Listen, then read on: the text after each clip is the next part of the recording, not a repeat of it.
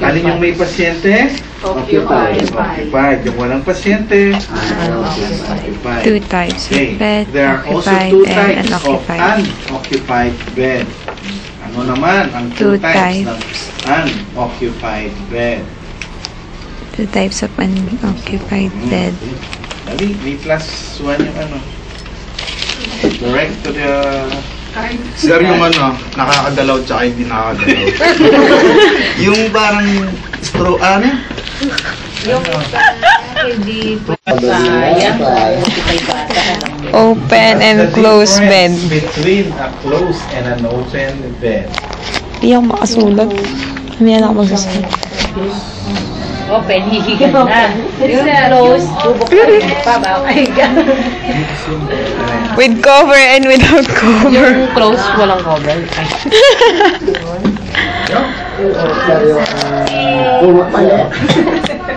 Ano yan?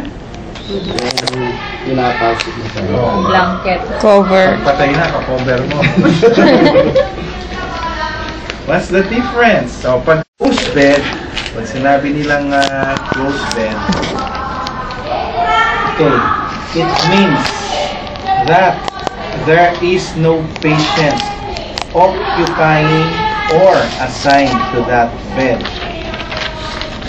While an open bed is a type of an unoccupied bed wherein the patient got temporarily out of the bed. Ibig sabihin, umalis lang siya dyan, nag-CR siya, pumunta siya sa laboratory, inoperahan siya, namasyal siya sa labas, so that is an open bed. Pag closed bed, ibig sabihin wala talagang naka-admit dyan. Walang pasyente na nakahiga pa dun sa bed. Okay. So that is a closed bed. Okay. In bed making, you'll be needing 5 linens. 5 linens ang gagamitin natin. We have number 1, the one that is placed on the mattress. It's called as the bottom sheet. Nandyan yan. Pina-photocopy ninyo. That is the bottom sheet. Next is the rubber draw sheet. Tapos, the other one is the cotton draw sheet. The next one is your top sheet. And lastly, the pillowcase. So, for your assessment tomorrow, you'll only be needing 5 linens. No? Okay. Para saan kaya ang mga different linens niyan? Basta nandyan lang ba yan? O may mga purpose yung mga linens natin na yan? So if you have your bed making in the housekeeping, this will be quite different. No? May pagkakaiba. Especially yung mga linens. Iba ang ginamit natin doon. First, bottom sheet. What do you think will be the function? Sabi ko na yata kanina. This is used to cover the mattress. Cover the mattress. Okay, para matakpan Bottom yung mattress sheet. mismo, yung foam. Cover the mattress. After the bottom sheet is your rubber draw sheet. Well, what will be the function of the rubber draw sheet? Cover draw sheet. Ito yung rubber, ha? Rubber draw sheet. Rubber draw Ito sheet. yun. Sakyan. Ano yung una, G? Bottom. Cover the mattress. Ano? Cover the mattress. Sa baba. Okay. So this is to prevent the spillage Prevent the of one of spillage. body secretions. Ano yung mga body secretions? Ay, ano yan? Popo. May bulaklak na nahuhulog. Ihi, Pag-umihi. O yan, popo. body secretions. Ano pa? Pag kumain. Dumi. Ano pa? Nagsuka. Nagsuka. Ano pa? Blood. Nagdudugo. Tama. Bakit mo tinatawanan? Ang tama mong sagot. Ano pa? Ito yung mga body secretions. mga Pagpapawis. no? Pawis. Sa lahat ng lumalabas sa katawan. So that it will not ang tawag dito, spill over your mattress. So hindi tatagos Spill doon, over the mattress. di ba? Okay, next is your cotton draw sheet? Ano ang function naman ng cotton draw sheet?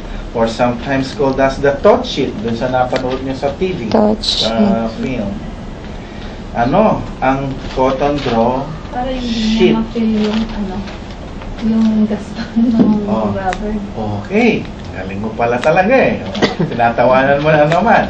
Para daw, because this is quite irritating kung diretso sa pasyente. Mainit ito, and yung mga edges niya, kung parating nakahiga yung pasyente dyan, mafe-feel niya yung rough edges ng rubber sheet. So you have to cover it.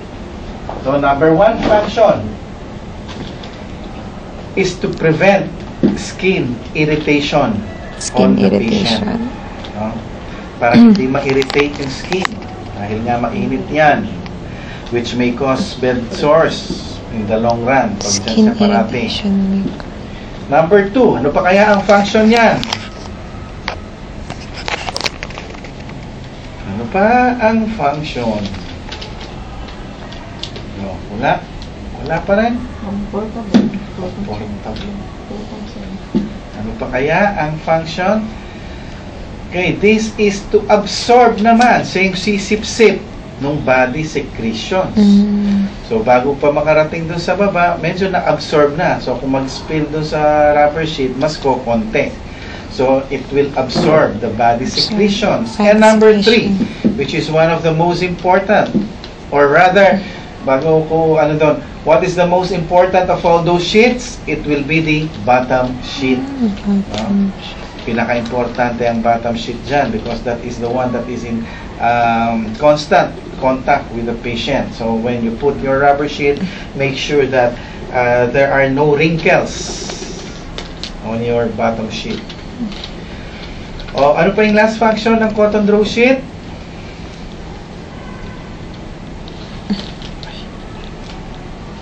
Di ba nakita nyo yung napanood nyo ba yung film?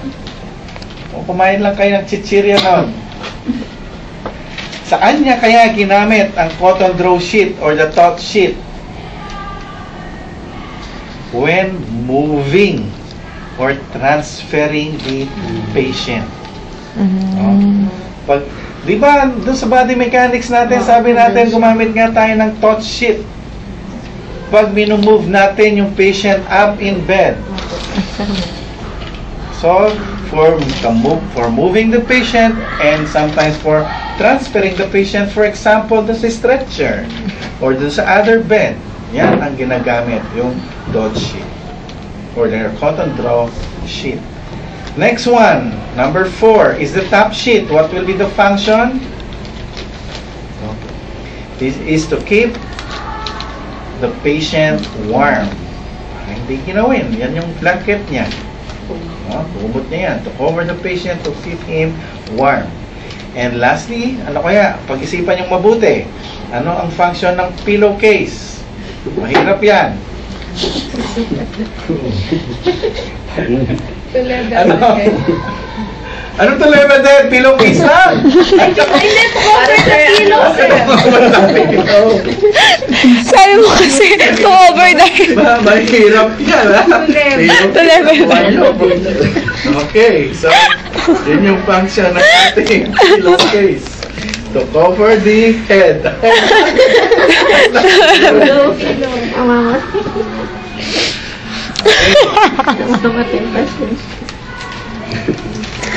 Adik lang talaga. Tara na, dito na tayo.